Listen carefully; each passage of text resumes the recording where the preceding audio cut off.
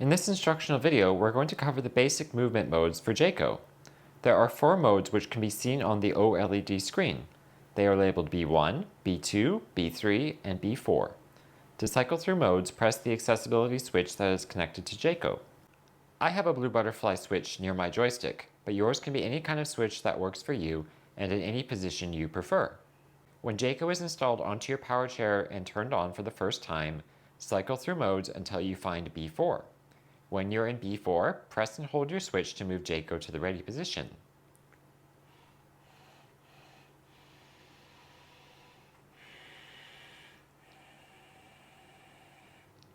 On the screen, you will see a blinking orange circle as Jaco moves into the ready position.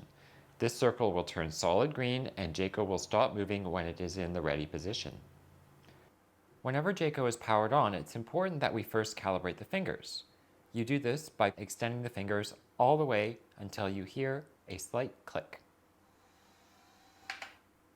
The fingers are now calibrated and ready to be used. Okay, now we're ready to begin moving Jaco. Press your switch until you're in mode B1.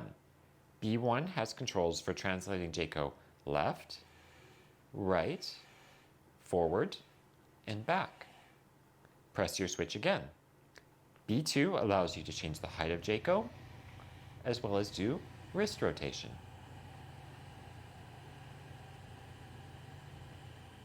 B3 is used to point the fingers in the direction you want to point them. This is useful for approaching objects from different angles.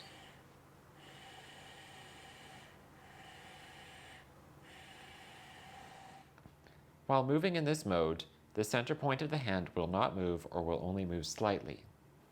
B4 is finger mode. Finger mode can move either 2 fingers at a time or all 3, which can be an important distinction depending on the task you are attempting. The last thing we need to do is learn how to put Jaco into the retracted position.